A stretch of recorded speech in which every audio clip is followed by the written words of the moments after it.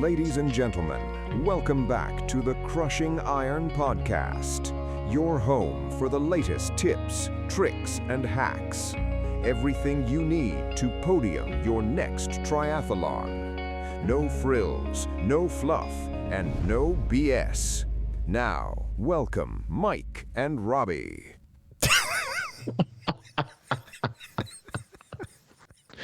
New year, new us. Dude, I had to mute my mic. I was dying.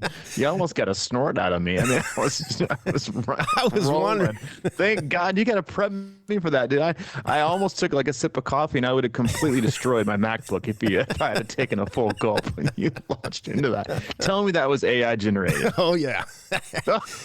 It's both awesome and scary at the same time. Well, I did prep you a little, but I was waiting for you to kind of laugh there, but I had to mute myself. I was like, dude, there people aren't even going to hear this intro. My God. All right, fuck that. Let's go back to a regular one. Yeah, no shit.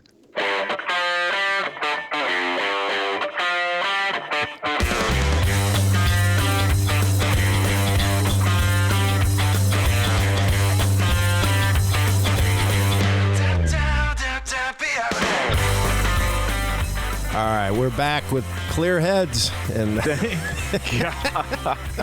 Thank God. Yeah, dude, it is January 6th, the year 2000 C26. Yeah, and this is the Crushing Iron Podcast, and this is episode 898. Man, that's the first time I thought of that. I'm losing my marketing skills.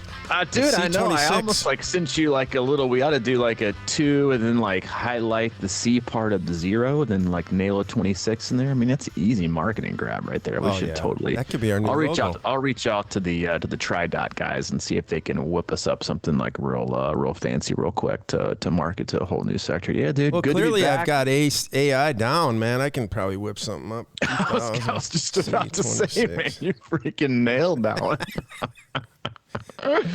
Oh man, yeah, great to be back. Hope everybody had an awesome Christmas, whatever holiday it is you celebrate or even don't celebrate. Hope you enjoyed yourself, took some time away to spend some extra time with friends and family and really just do whatever you want. We did that. We obviously took a break. We take our kind of year-end sabbatical and rest and digest a little bit the year and look forward to it. And it's always weird coming back, like, just like with Training Peaks, you come back to the podcast and you're like, man, like it kind of feels weird, like you feel like you haven't done it in 6 months.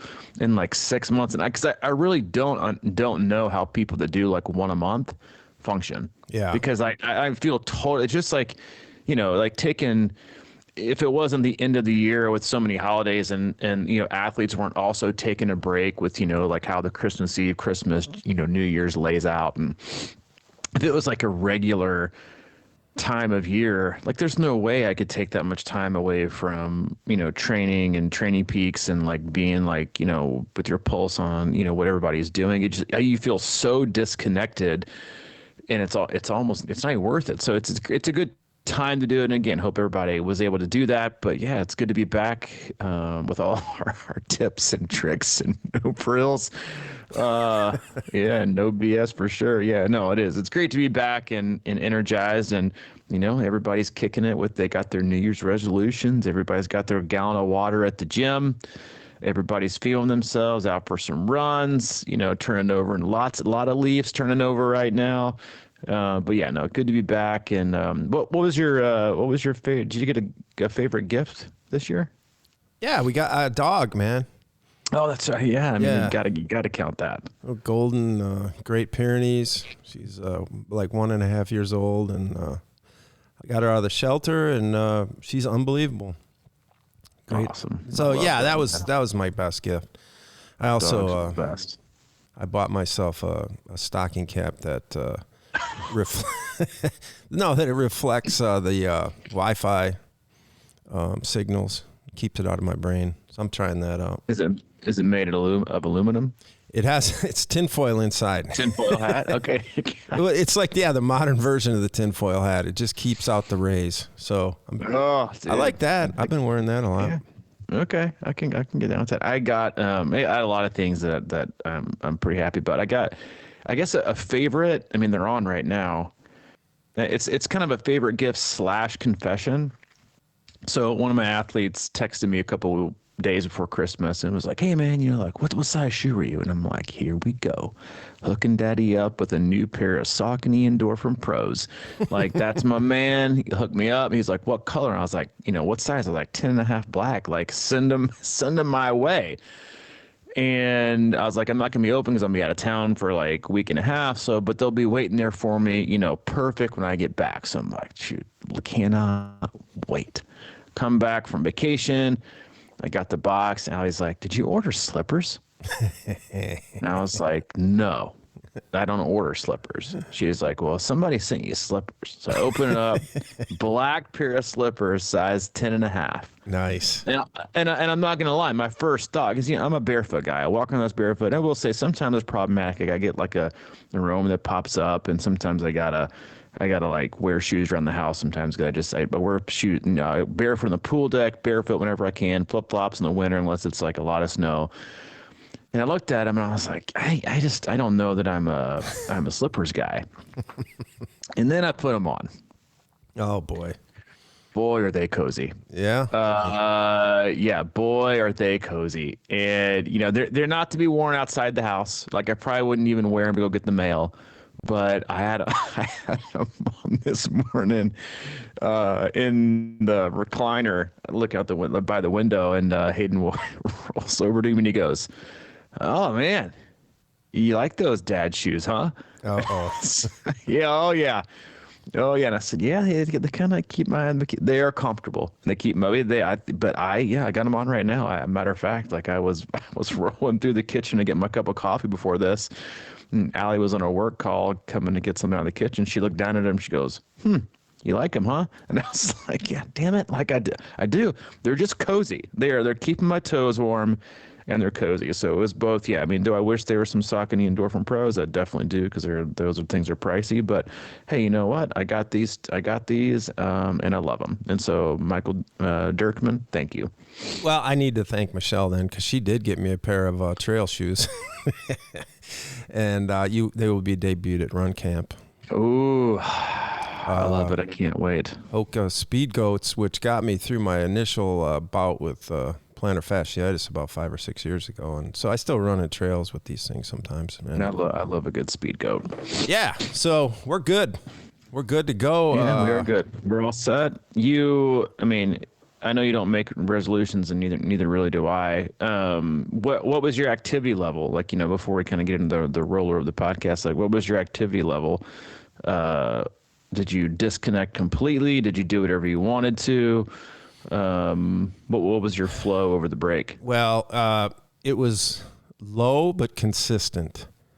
And that's been my mantra lately. It's sort of like I've been studying a lot of these, as my athletes probably realize, but sort of these, just kind of like ancient text secrets of warriors in back in the day. And really, but they're talking a lot about, building habits and creating consistency, and how, like we joke about New Year's Day and how the gym is flooded and everybody wants to like correct 50 years of screw ups in 1 week. Mm-hmm. And this thing's all about just do something super easy, super attainable that you can do, and just build a consistency. And that's what I've been doing. Basically just short stuff, consistent morning sort of pattern.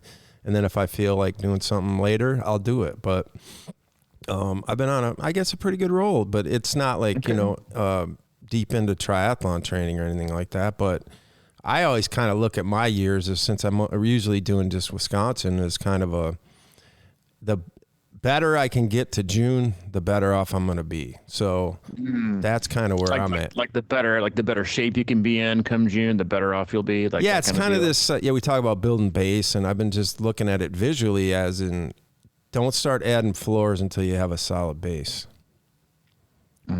to your building, so your structure. So that's kind of what I'm thinking, and I feel like it. I feel like it's a good plan. I've actually been working with some athletes on, some kind of the inconsistencies that we get in, and it's kind of better to not have 3 days off or 2 days. It's just like better to do something every day. I mean, it's just sort of a thing we talk about it. You like just do a little something instead of doing nothing. I mean, you create a connection with your brain and your neurological system and your muscles, and just create. I mean, it's almost like you got to create belief in yourself or trust in yourself that you're going to actually do shit for a while.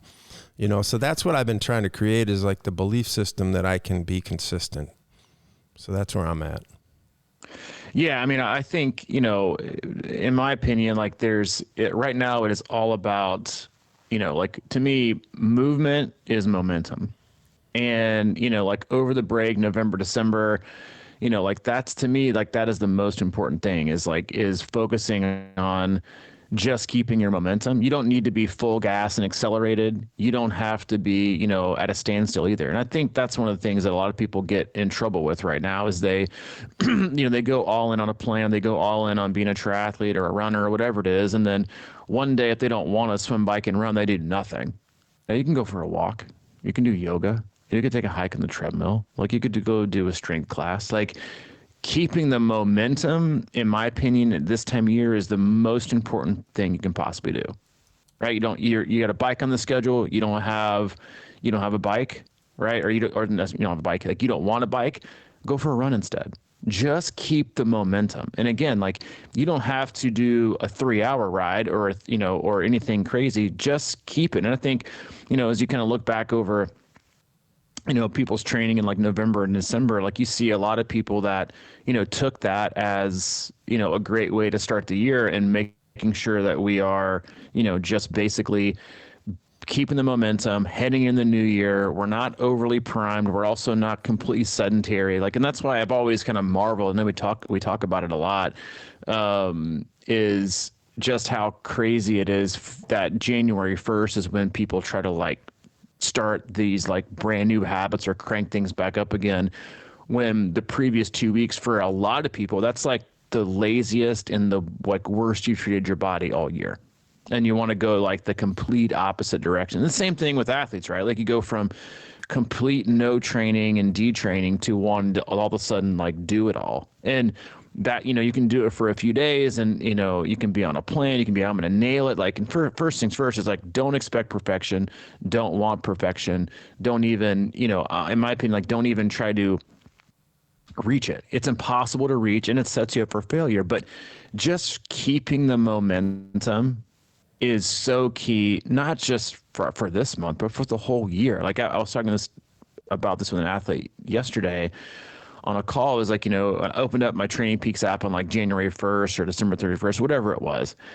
And it kind of gives you at least when I looked at it, the app gave you a breakdown of your whole year, and percentage. And then the very last thing was how many workouts you've logged in Training Peaks over X period of time.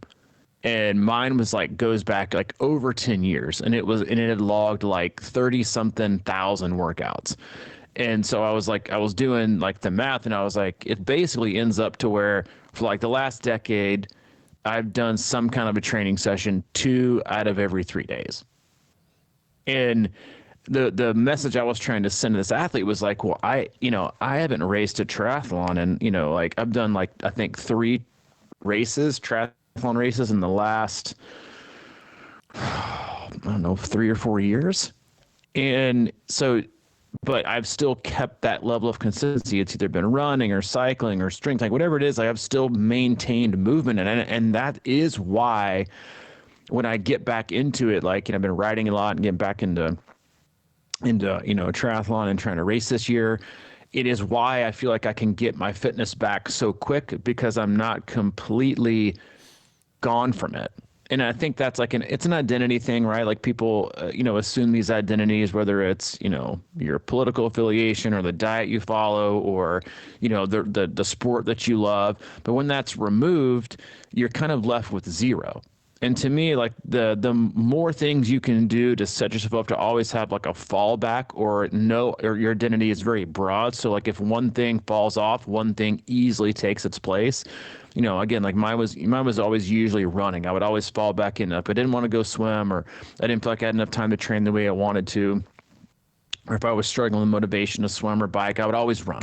And then I'd do strength. So I've always stayed like, again, like in peak shape, no, but I've always stayed in shape. And I think, again, like we put way too much focus on trying to be perfect, especially for triathletes, right? And swim, bike, and run. If you don't want to go swim or you're having trouble with it, should you go swim some? Sure. Right. Yes. I definitely encourage that as a swim guy for sure. But you also need to just kind of understand and realize, like, you need to make sure you're just moving. Keep that momentum going, whatever it is.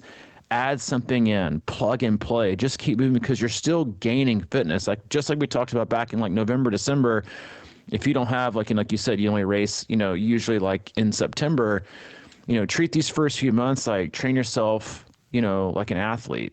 And then train yourself like an endurance athlete, and then train yourself like a triathlete. Like, so it all fits. And I think the more you can welcome these opportunities, the better off you'll be, and the more opportunities you'll have. Yeah.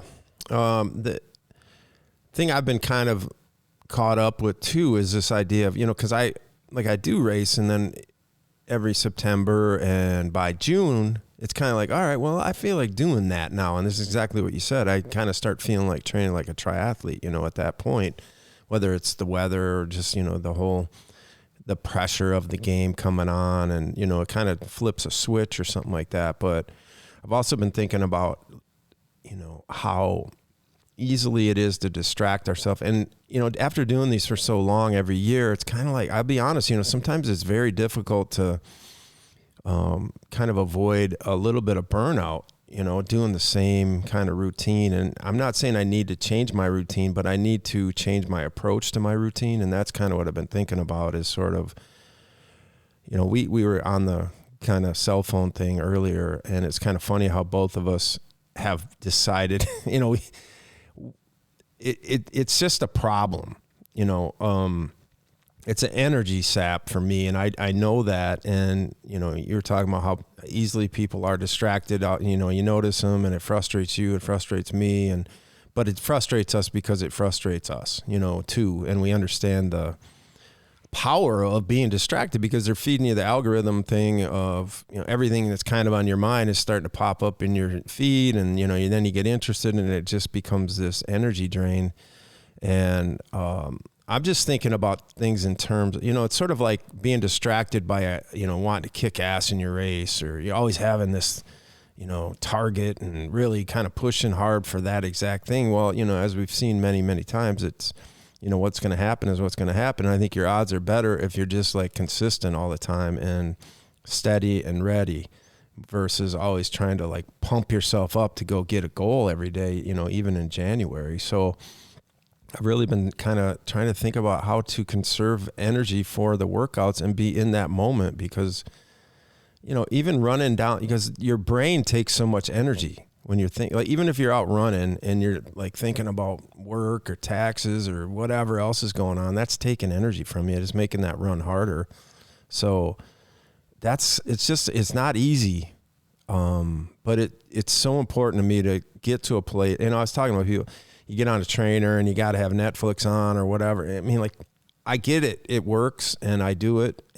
But I'm really interested in not needing that, as sort of an external dopamine drive. You know what I mean? It's like, do we have endless, boundless energy within us? Of course we do. But the more energy we're using on mental stuff that's not connected to what we're doing is what I'm trying to eliminate. Yeah, I mean, I think, we've always said this, right? Like, the more things you feel like you have to add, the more opportunities for there to be an excuse, right? Like, I know, like, back when this goes with all things, like whether it's, people who can't swim without a watch, right? You don't have a watch, or you forget it, and so you don't swim. Like, think how ridiculous that is. Like, the best swimmers on planet literally never wear a watch. They use the clock.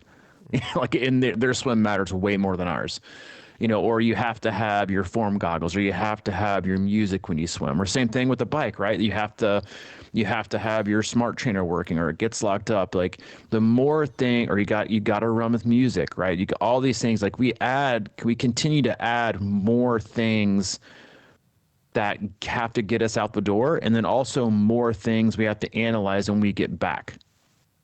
And I can't help but think of how much of a distraction, or where is the value add, where are the kind of like the break even points, and all of those things, and then where, like where are we just in the negative, and then also like some things are obviously a positive. And it's hard to, I think it's impossible to reconcile, right? I think every athlete is different. There are obviously like a lot of distractions, and I do see, a lot of benefits in a lot of the stuff that we have now versus, when I got into the sport. There's a lot of value, but I think there is still too much interference, in terms of, and then what we gauge, and then how good we are, and like in the level of expectations, and the level of measure that is placed upon us upon every single session that we do, not about the accumulated time and duration and intensity over weeks and months. It's that constant comparison, and then it's, I think we lose a lot, in between that. This is like the same conversation I referenced earlier I was having yesterday. This athlete was going through a particularly difficult time, and I just said, talking about future race goals because of things that have popped up in their life, and I said, to me, like the biggest thing for you is, like I know for me, when I've gone through rougher periods in my life, as much as I love to swim, sometimes that's too much time in my head, right? Like alone, like sometimes you need a little bit of distraction. Like it's good for like a good decompress or a detox, but over and over every day, it's like, I don't necessarily want to be alone with my thoughts all that much. If you're going through a hard time, biking is somewhat, some of the same, although I can bury myself on the bike, and sometimes that's a little, cathartic, like to help. But so usually it's just running, right? I can disconnect, I can work through my thoughts. I'm in motion, but I've also got kind of the scenery, and I've got the fresh air, and I've got, like the nature, which are all things that, like I know for me help, but also been proven to just help your overall mood and how you feel. So I said, that's the same thing with this athlete. I said, just you fall back on running. It is what you do. It is how you operate. And so you got to use that as kind of like your therapy. And I think when we look back at the things that we gravitate the most towards in our times of struggle, right? This is the time of year where everybody's positive, everybody's got lots of energy, everybody's, super pumped. They got all these thoughts and feelings, but, they're going to go away in a day, right? Like, motivation, like I was reading a book called Elite Leadership over the break, and it talks about, everybody can be everybody can get motivated and feel motivation, but that is not what drives success and goals and outcomes. It's habits. And because everybody gets motivated when they sign up for a race, but it's all the habits you have in between when you sign up and when you cross the finish line that dictates the outcome, because you're not going to be motivated every day. Motivation is just a certain level of excitement, around a certain goal. It's the habits that you have and the habits that you create. So everybody's got those. We're trying to find those right now. But I also think it's important to look back, like, what do we do and how do we, like I have a hard time saying, I've had a really rough day, so I just wanted to like zone 2 in Netflix. You're just kind of avoiding things. And if you want to hop on the bike and like hammer yourself out and like deal with, something that's going on, like, I can be here for that, or go out for like a long run or a long swim. I just think the more that we, can separate life and not letting it filter into what we're doing, whether it's, silencing, work emails. Like that was one of the things that I've been doing the last, like before the break was, I've got like, I definitely underuse my iPhone and like it's do not disturb or like things. And I always get mad at like messages or emails, that will pop up. And I'm like, well, you don't even have to look at those. So I like reduce interruptions. So I only get like an emergency contact before 9 a.m. unless I pick up the phone. And I've also stopped wearing a smartwatch because it was just more distraction. It was like how much it was like getting me off my train of thought. It was a good train of thought. Then you hop off and you're like, oh, wait, where was I again?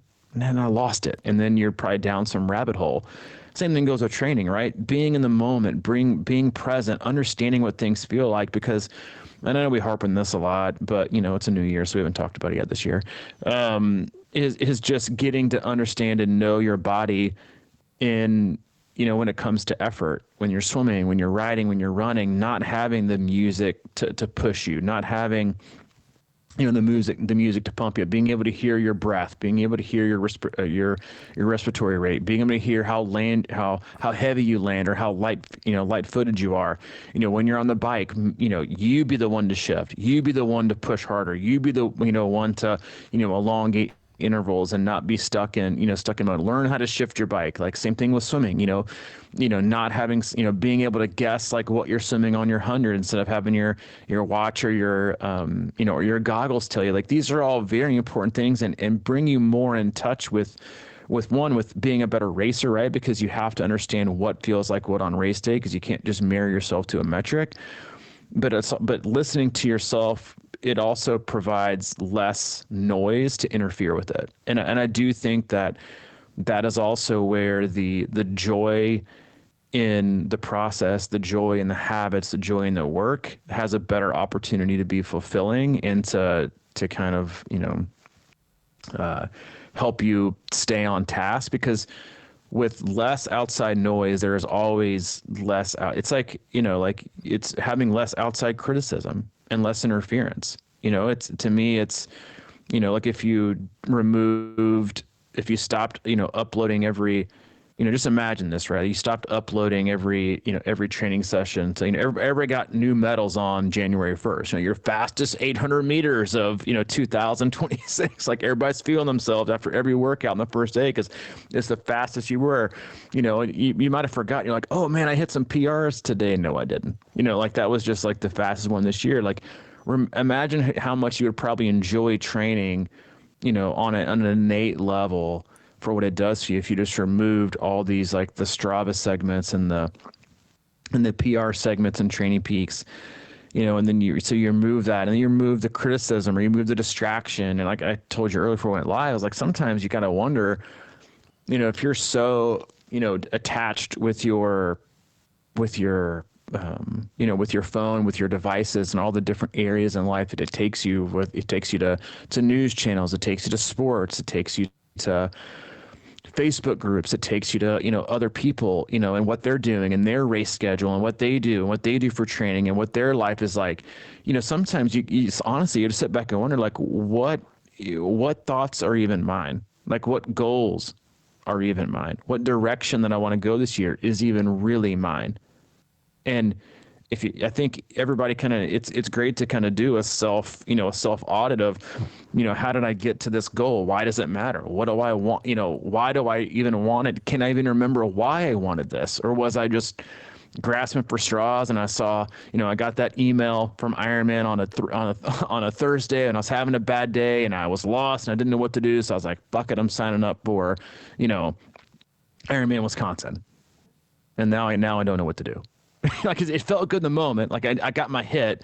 I felt good about direction, but then I was like, well, now I have to have habits. And so those are the things that aren't exciting. It's just those like small daily habits. But again, like, I think it's easier to have those habits when you don't have so much attached to them, right? It's like, you have to do them every day to be successful. It should just become part of life, and you should understand that it just makes you feel good. It puts you in a better mood. But it's not like, with how our brain is wired, it's not, being active and, again, like choosing momentum.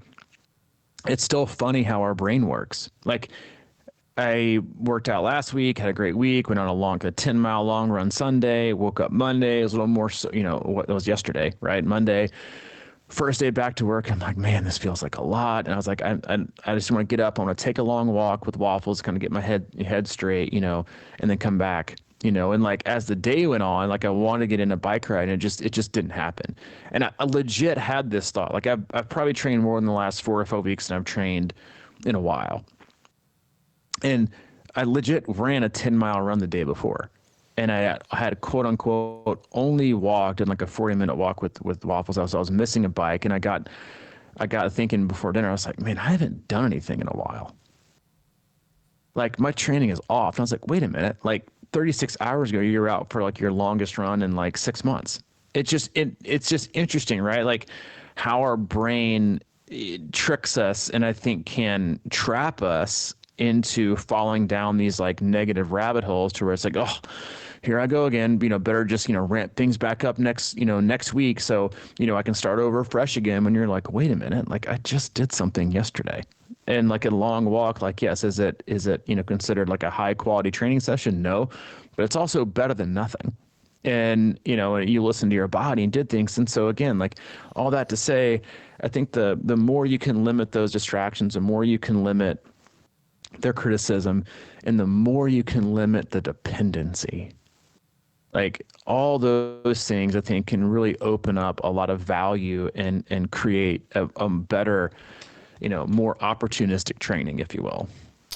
Yeah, I mean, that's almost like what you're saying is kind of like sometimes I feel like we need to reevaluate our why and what we're doing. I think so. It's so easy, and I speak for myself, to get trapped in this idea of, trying to prove something or to gain approval with others. And that is immediately a sign that you're on the wrong track. Because, you're talking about devices and all these different metrics and all these kind of things. And whether it's, running along with heart rate and looking at it all the time and then, or, checking your power every 2 minutes. These are the things that take energy. Because the minute you see that, you're starting to go, oh, wait, I got to slow down. All right, what am I doing? I can't. You start like concocting things in your head. And that's why I'm so big on kind of just, if you're going to use that stuff, just try not to look at it or just kind of use it later, or whatever. But it's this mental energy that we burn all the time. And it's like if I say, hey, what's your goal this year? PR Coeur d'Alene or something. And I'm like, that's okay. That's nice. But I mean, is that, the reason I think about reevaluating my why is because I'm like, that's the road I've been down a lot. And that doesn't really seem to satiate me or whatever. It's kind of you kind of get in this trap about just showing others what you're capable of or, I just think it's really important to kind of think about yourself and think about it's a patient journey to being a better, stronger, clearer, healthier, simplistic, happier person, And how does that happen? It doesn't happen by signing up for a race, 10 months in advance. And, that's like the bookend almost. But then you got to really look at what the process is. And then what is that going to give you? And that's kind of how I always try to think. I know this is not easy, but for me, I've been thinking about, I've been kind of working at this for a while, as sort of like, what's the right recipe for this thing? I like going to do the race. It's a great feeling and I have a good time with it.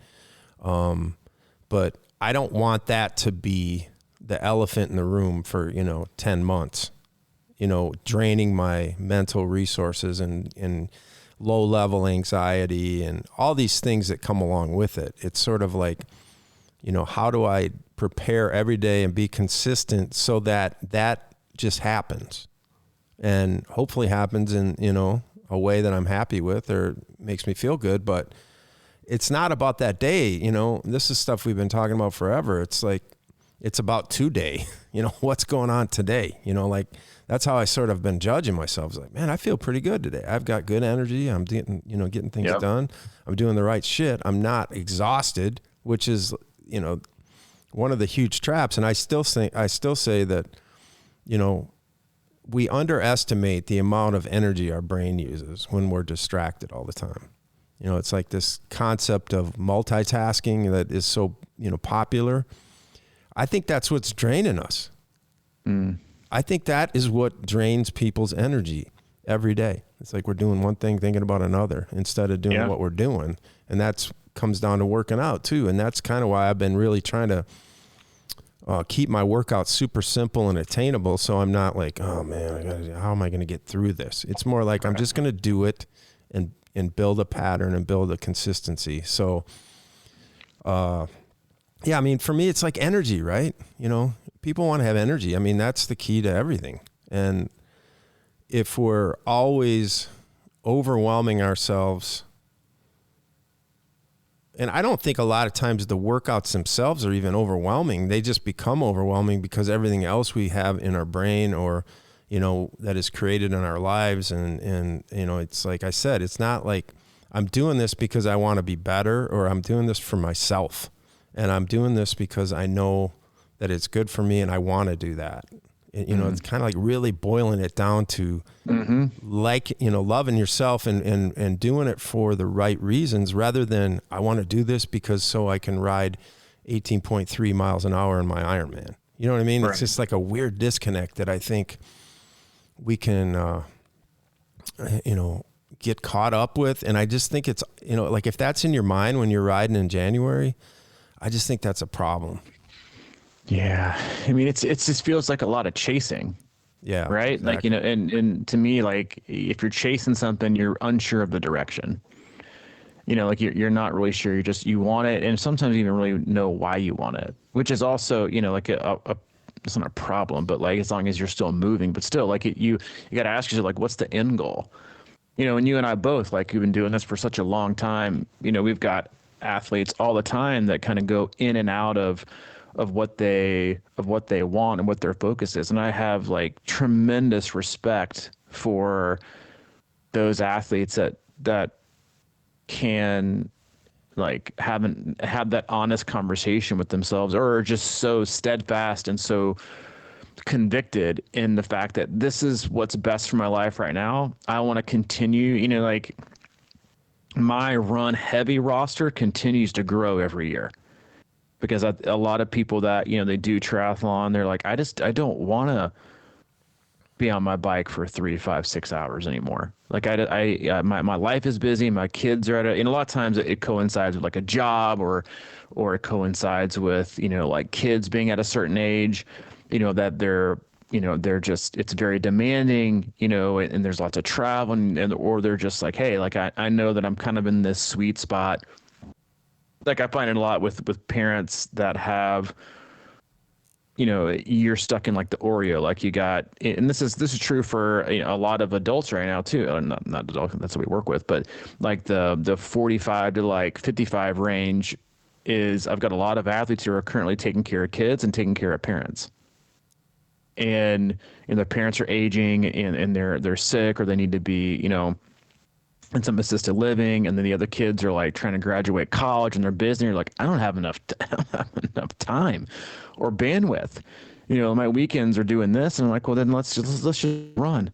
Let's just make it simple, right? You still need to take care of yourself. Like I've never met an athlete who went through a hard time that's like, you know what, giving up taking care of myself was definitely the best idea. I love how unfit, unhealthy, and how much my, you know, mental health is completely taken, you know, like has wrecked. You know, it's like you stick with something and you find it. And like that, to me, you don't have to wait till things get rough or your kids are at a certain age where they're, you know, in that like 7 to 14-year-old, you know, time frame when they still like you all the time, you know, and they still want to be around, they want to do things with you.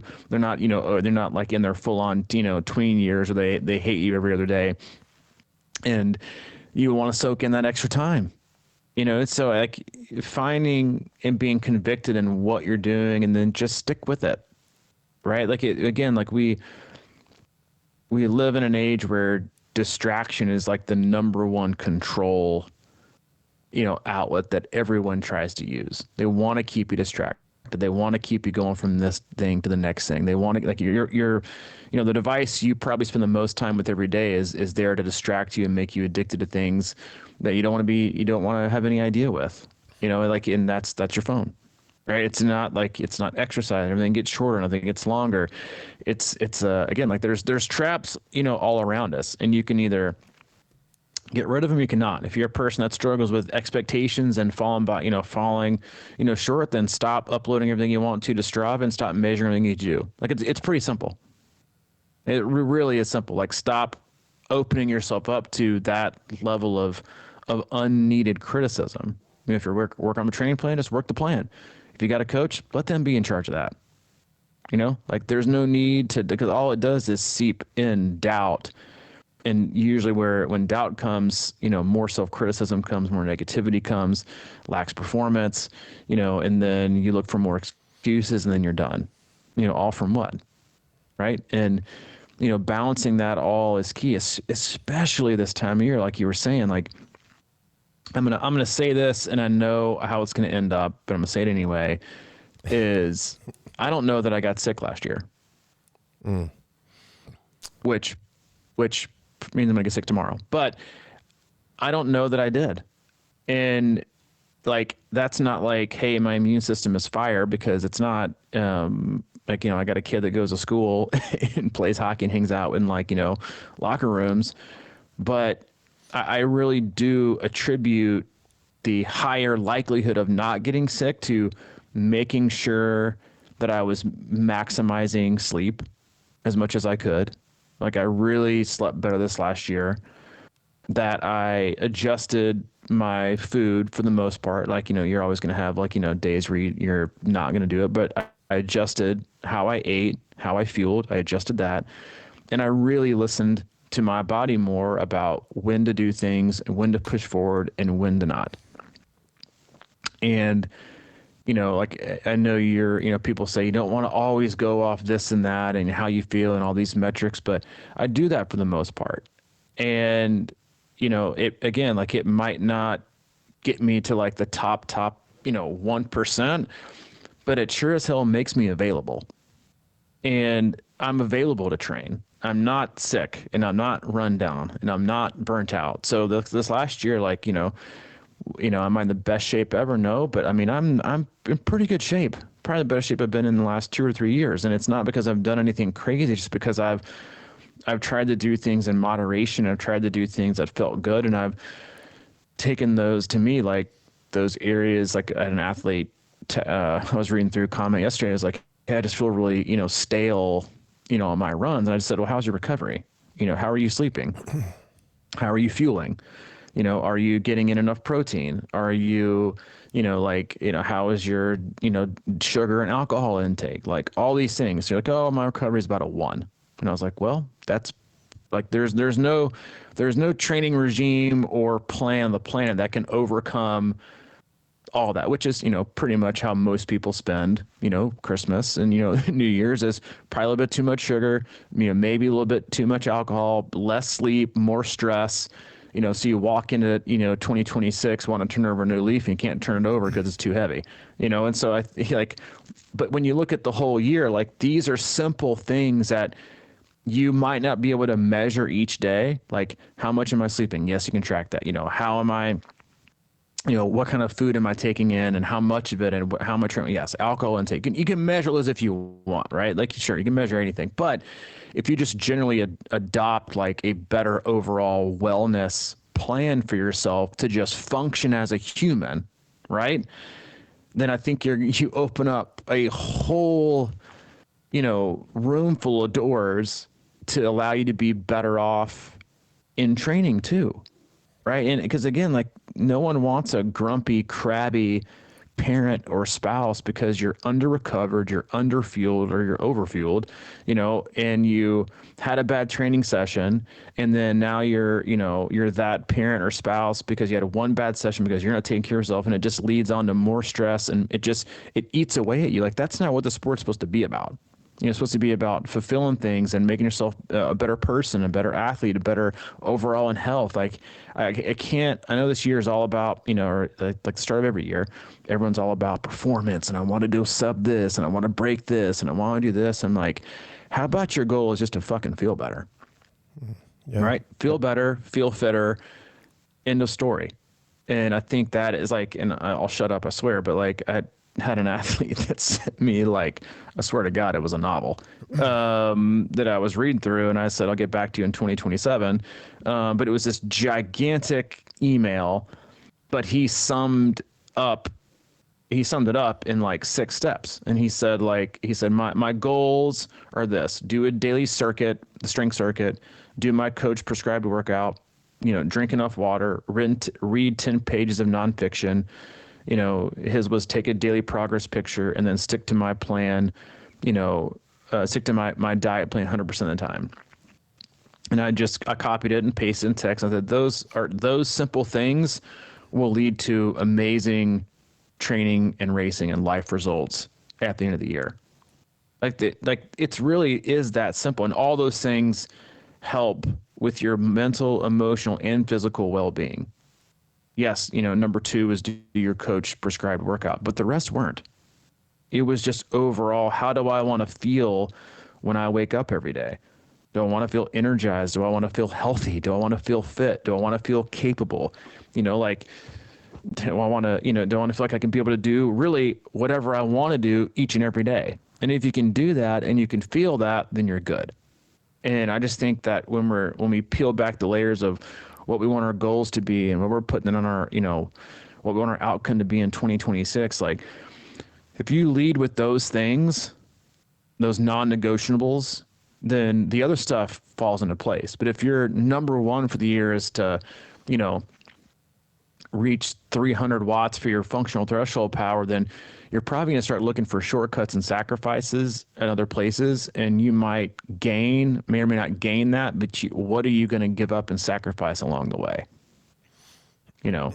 Too many days that are burned out, too many days you feel overtrained, not getting there as quick as you want to, and now you're frustrated, and now you're like, the goals need to be ones that to me, like, not all of them, right, but the majority of them that filter through all the other aspects of your life. And I think if you can do that and you can stay focused and rooted in that, then you can have a really, really successful year.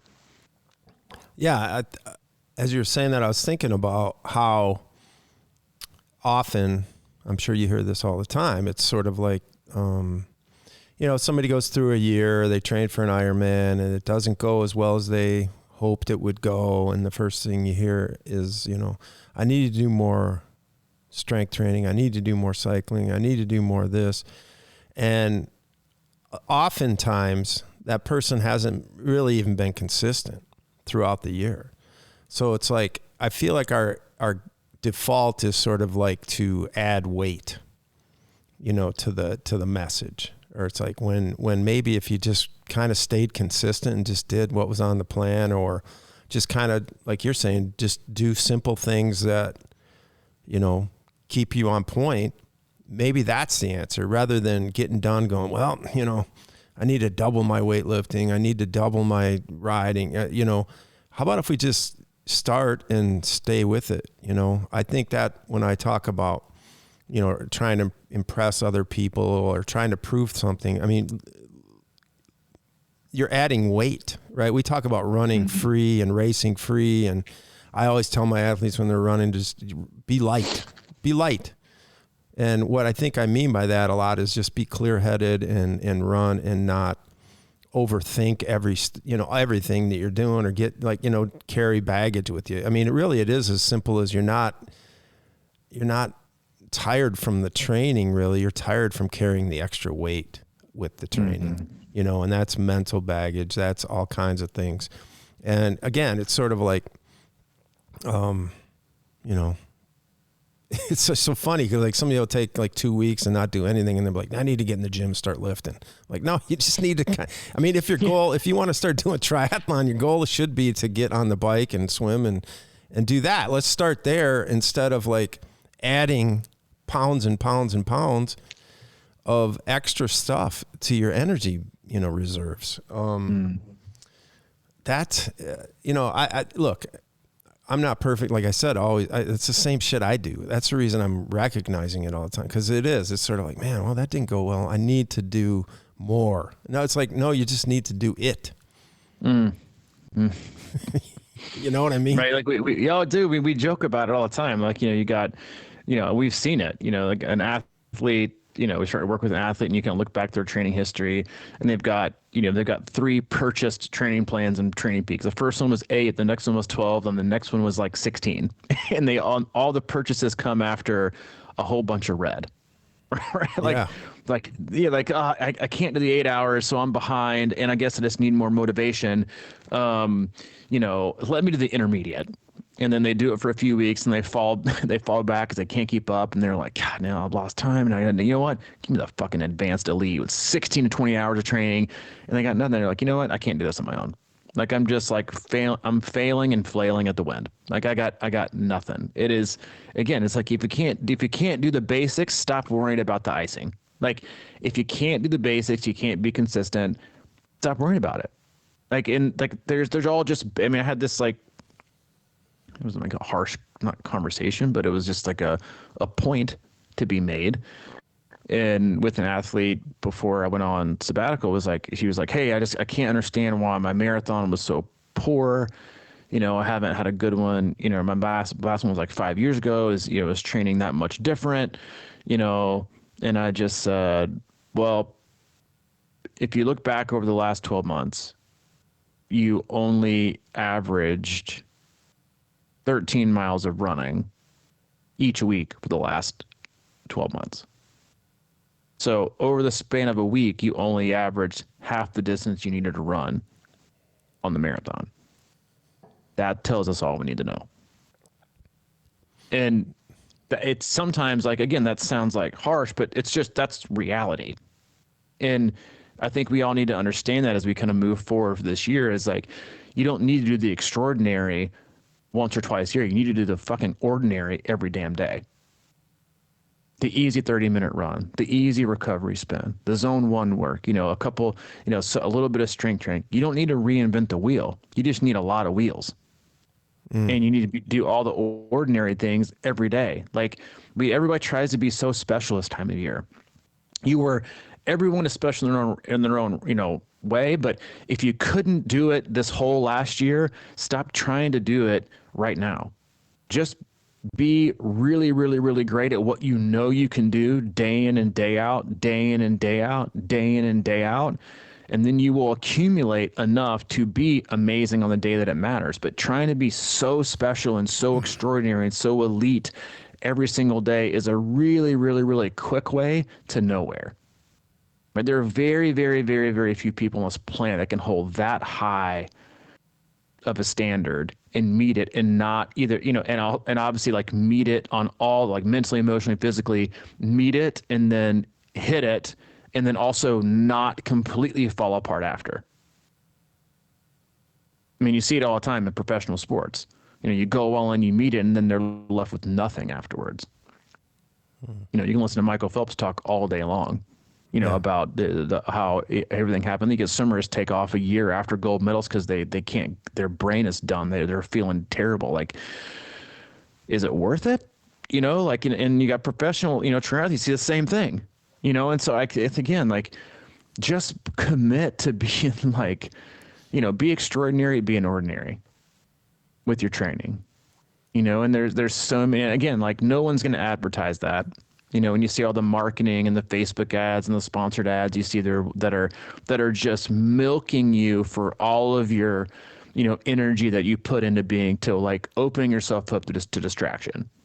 Like they're aiming for you, and they're aiming for your level of distraction, your lack of, you know, commitment to a habit. They are there to milk you for everything you are worth, to go nowhere, because you're also easily distracted the next week when the next thing pops up on your feed. You are the market. You're not going to see, hey, yeah, this year all you got to do is commit to being like really consistent, staying injury free, get sick at least as possible, you know, have fun in your training, and then you're actually probably going to end up having like a really good result. Like that's not something that people like to advertise. Like it is all about perfect optimization or perfect this, or, you know, new training this or that. It's like, no, it's just being like really, really good at being you, like the real you, not the one that you think you need to like hold yourself up to because everybody else does it. Like no one else really cares. They still think you run marathons only. Okay. Yeah. That's just like, that's like, you know, that is pretty much what happens. You know, so it's like, just be comfortable being you, and then own that, and just try to be, you know, extraordinarily ordinary all the time. And if you can do that, I'm telling you, it will add up to your best year. But trying to be so special so often, so much, like it is a dead end, and probably a very lonely place to go, and a lonely place to end up. Yeah. As you're saying that, I'm thinking, I want to take a different perspective on a common analogy that everybody talks about. You know, we always hear So I want something that's going to fill my cup, fill my cup. And I'm just thinking at it now as like, I think we need to empty our cup because our cup is so full of shit we don't need that we need to create room for stuff that matters. And, it's like all these distractions and everything like that become, the extra baggage that we carry in our cup or the whatever. And it's time to kind of clear some space in there so we can, have the energy for just that, like you said, that simple 30-minute run. I mean, create the space, put the good stuff back in there instead of being overloaded with distraction and shit we don't need. Empty the cup. Yeah, I like that. Because a lot of times it's way too full. That's what I'm saying. It's like it just, when we keep pouring it on top and it's overflowing, and that's the stress and the anxiety and that just keeps building that we can't get away from because it's just always flowing out instead of flowing in. Yeah, it's funny you said that because like I was actually going through that kind of like picture in my head Sunday when I was on my long run, kind of because I was thinking through like, I listened to a podcast and I was thinking about like everybody's gone to like this way like high carbohydrate, high sugar approach to all things, like 150, 180, 200 grams. And it's like, the people still don't truly know, like, does it ferment in your gut? Like, where does it actually go? And is it slow carbohydrate absorption down? Like, where does it go? Because you only need so much. And I was trying to picture, like this, like a clear glass, like vase, and you're pouring, and it's sitting on a table and there's like white construction paper on the table and this clear, glass vase in the middle. And that's your stomach. And then you go in and you've got like a huge picture of Kool-Aid, like red Kool-Aid, and you pour it in and you keep pouring, you keep pouring, you keep pouring. And then once it gets to the top, you don't stop. You just keep pouring. And then it starts to dribble off the side and it hits the paper. And then obviously when it hits the paper, it doesn't stop, right? It bleeds all the way out to the entire sheet of paper. And I was like, I honestly think like that's what like all this extra stuff that we put in our body a lot does. It just kind of bleeds out to like, not bleeds, but like, it runs out into the rest of it can't be used. And the same thing goes like what you're saying with like to fill my cup. It's like we take on so many things. There's only so much our cup can handle. And then it starts to bleed out to everything else and affect it. And I think like, I just think it's like, I love that. It's something to be mindful of in terms of, what are you filling your cup with, and should you empty your cup and start over? And honestly, if you do, you should probably come back with a smaller cup. Yeah. Like put the tumbler away, pick up the tiny espresso shot glass. Yeah. Strip it down to the basics, man. Get rid of everything you don't need, I do feel like that though. It's like energy. It doesn't always come from more. It comes from carrying less. Yeah, 100%. And it comes from our great new intro. And the new intro. And this podcast is a perfect example of like just, keeping it simple. If we just like, if we'd have started adding all these guests and all that shit, this whole podcast would have probably been 3 weeks of red. God, it's no kidding. It's freaking, yeah. I see people guessing like, that seems so stressful. But kudos to them for being able to handle it because we can't handle that. Yeah. It's just a lot of stress. Yeah. Just kind of zone 2 in the cast, but we're just, almost.